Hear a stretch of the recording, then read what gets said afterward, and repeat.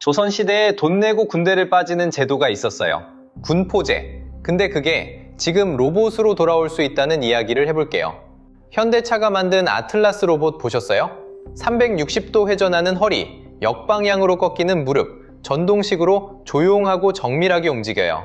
지금은 공장이랑 원전에 들어가는데 중국에서는 이미 이런 로봇에 총기를 장착한 시연을 했어요. 기술이 더 발전해서 로봇이 진짜 전투에 쓰일 수 있게 된다면요. 국가가 이런 선택을 할 수 있어요. 개인이 소유한 로봇을 군에 납부하면 병역을 대신한다. 조선 분포제랑 구조가 똑같아요. 돈 있는 집은 로봇 사서 아들 집에 두고 형편 안 되는 집은 사람이 가요. 그 간격은 계층이 결정해요. 그리고 더 무서운 건 따로 있어요.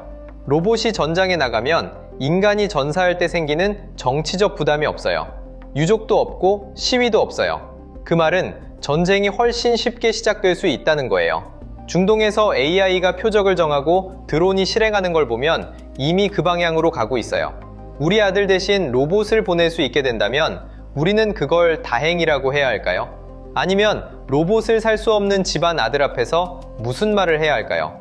기술이 그 질문보다 빠르게 오고 있어요. 로봇이 총을 드는 날, 우리는 무엇을 잃는가? 익숙한 것이 돌아왔다. 역사는 반복되지 않지만 구조는 반복된다. 조선 후기에 군포제라는 게 있었어요. 원래 조선은 양인 남성이면 누구나 군역의 의무를 줬어요. 나라를 지키는 건 신분을 막론한 의무였으니까요. 근데 현실은 달랐어요. 양반 자제들은 각종 이유를 들어 면제받거나 군포를 내는 방식으로 의무를 돈으로 대신했어요. 군포 2피를 내면 군대 안 가도 됐어요.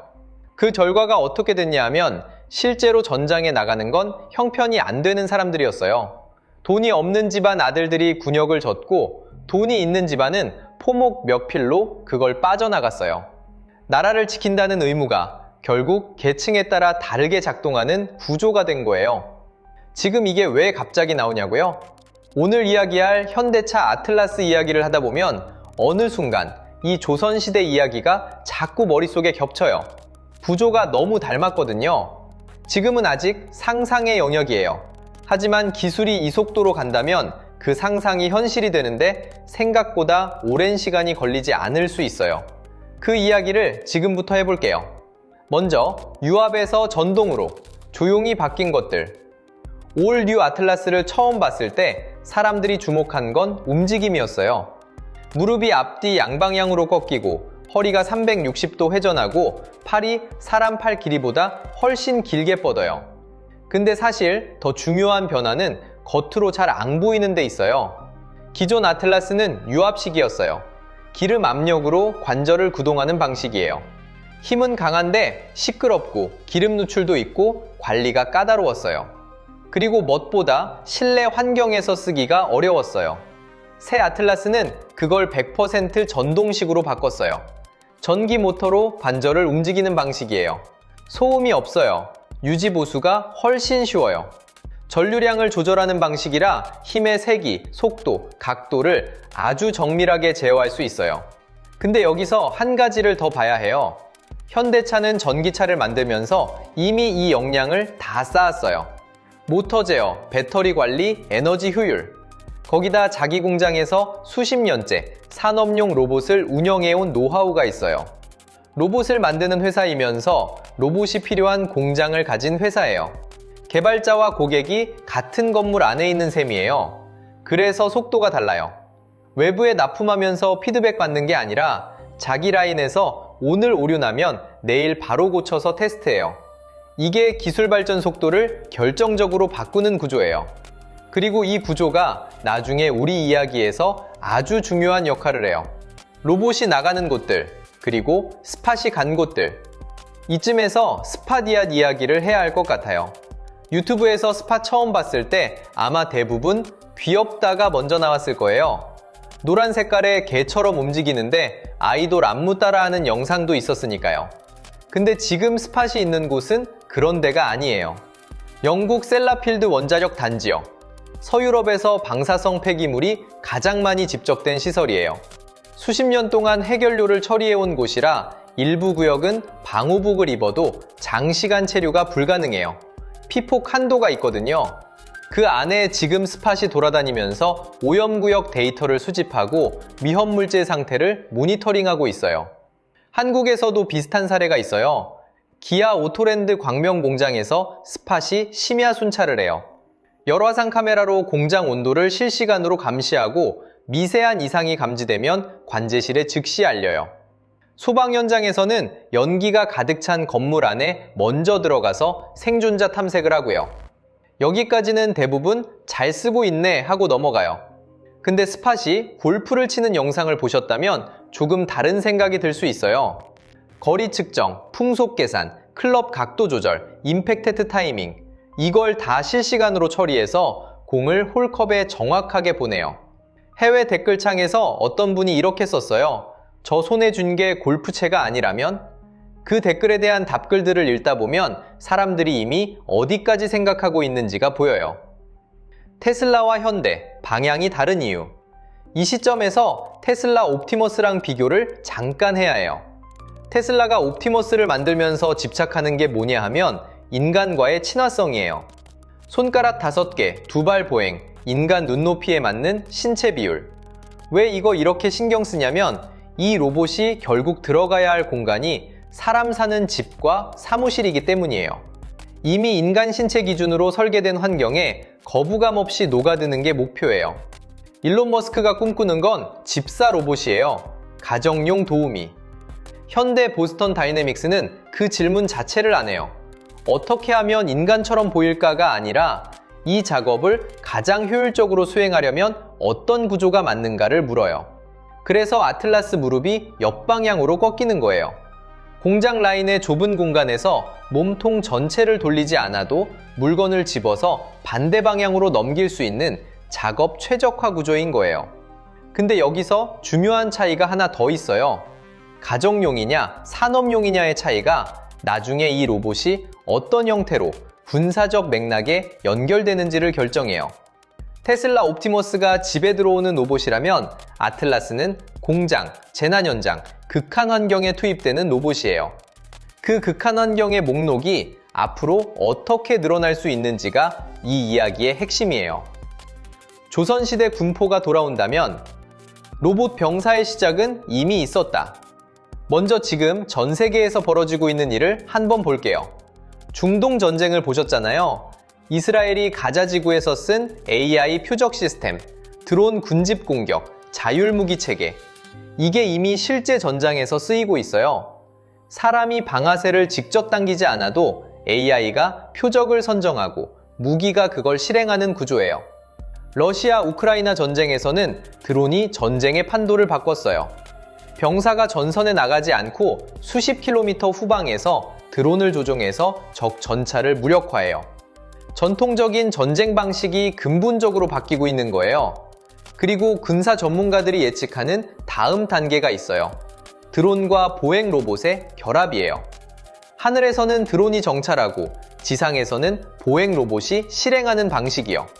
스파처럼 생긴 로봇 수십 마리가 소총을 들고 건물을 수색한다고 상상해보세요. 연기 속에서도 움직이고 방사선 구역에서도 작동하고 총을 맞아도 사람처럼 죽지 않아요. 배터리가 다르면 교체하면 되니까요. 미 국방부 방위고등 연구계획국 다르파는 이미 보행 로봇의 군사적 활용 연구를 진행하고 있어요. 중국도 로봇계에 총기 마운트를 장착한 시연을 공개한 적이 있어요. 이건 SF가 아니에요. 이미 개발 중인 현실이에요. 그러면 여기서 진짜 불편한 질문이 시작돼요. 군포 2.0, 당신 아들 대신 로봇을 보낼 수 있다면. 자, 이제 가장 불편한 시나리오로 들어가 볼게요. 로봇이 어느 정도 수준에 도달했다고 가정해요.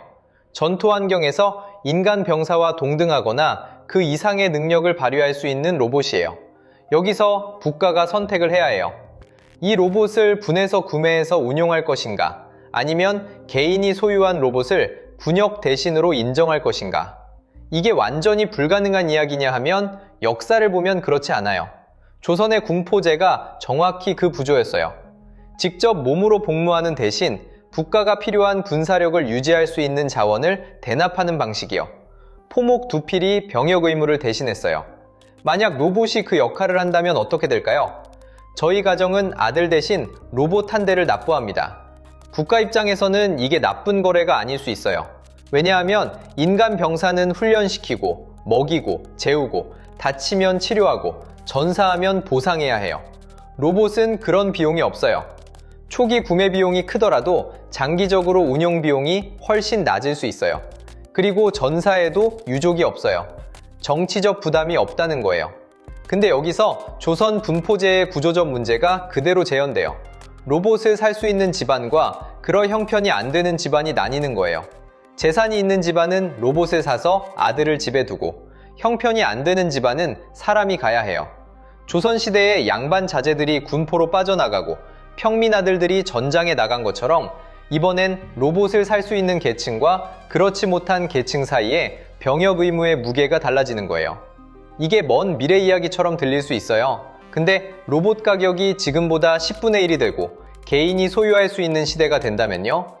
스마트폰이 처음 나왔을 때 엄청 비쌌지만 지금은 초등학생도 들고 다니잖아요. 기술은 싸지는 방향으로만 가요. 질문이 남는 자리, 국가의 물리력이 바뀐다는 것. 로봇 병사 이야기에서 사람들이 놓치는 게 하나 있어요. 단순히 아들이 군대 안 가도 된다는 차원이 아니에요. 더 근본적인 질문이 있어요. 국가가 물리력을 어떻게 행사하느냐의 구조가 바뀐다는 거예요. 민주주의 국가에서 군대라는 게 어떻게 작동하냐 하면 시민이 군인이에요. 그러니까 국가가 전쟁을 하려면 시민의 목숨을 쓰는 거예요. 그 부담이 있기 때문에 전쟁에 대한 민주적 견제가 작동해요. 내 가족이 가야 하니까 반대하고 토론하고 저항해요. 근데 로봇이 전장에 나간다면요? 전사해도 유족이 없어요. 심의도 없어요. 정치적 부담이 없어요. 이게 전쟁의 문턱을 낮춰요. 역설적으로 로봇 군대가 강해질수록 전쟁이 더 쉽게 일어날 수 있어요. 희생의 무게가 없으니까요. 지도자가 버튼을 누르는데 주저함이 줄어드는 거예요. 그리고 한 가지 더, 만약 그 로봇을 통제하는 코드를 제조한 회사가 쥐고 있다면요. 현대차가 만든 로봇이 한국군에 납품됐는데 소프트웨어 업데이트 권한은 제조사가 가지고 있다면, 혹은 그 기술이 어떤 경로를 통해 다른 나라로 넘어간다면 군사력이라는 게 더 이상 국가의 독점적 자산이 아닌 시대가 올 수도 있어요. 이건 현대차 이야기가 아니에요. 기술이 충분히 발전했을 때 어떤 질문들이 기다리고 있는지에 대한 이야기예요. 중동에서 이미 그 질문의 초기 버전을 보고 있어요. AI가 표적을 선정하고 드론이 실행하고 사람은 원격에서 모니터링만 해요. 전쟁이 점점 게임처럼 되어가는 거예요. 근데 그 끝에서 죽는 건 여전히 사람이에요. 그것도 주로 로봇을 살 수 없는 쪽에 있는 사람들이에요. 이제 정리할게요. 아틀라스가 총을 들기 전에, 영상에서 아틀라스가 걸어 나올 때 해외 댓글에 이런 게 달렸어요. 걸음걸이에서 자신감이 느껴진다. 기계한테 자신감이라는 표현이 붙는 이유가 있어요. 망설임이 없기 때문이에요. 불필요한 동작을 전부 제거하면 남는 건 목적만 가득한 움직임이고, 그게 인간 눈에 자신감처럼 읽히는 거예요. 근데 인간의 움직임에는 망설임이 있어요. 실수도 있고 의심도 있어요. 그 망설임 안에 사실 윤리적 판단이 들어있거든요. 이걸 쏴도 되는가? 이 사람이 민간인인가? 지금 진짜 위협인가? 그 질문을 인간 병사는 전장에서 끊임없이 해요. 잘못된 판단을 하기도 하지만 그 판단 자체가 존재해요. 로봇은 그 과정이 없어요. 입력된 표적 조건이 충족되면 실행해요. 그 사이에 도덕적 망설임이 들어갈 자리가 없어요. 그래서 로봇이 총을 드는 순간 전쟁의 성격이 바뀌는 거예요. 전쟁이 무서운 건 사람이 죽기 때문이에요.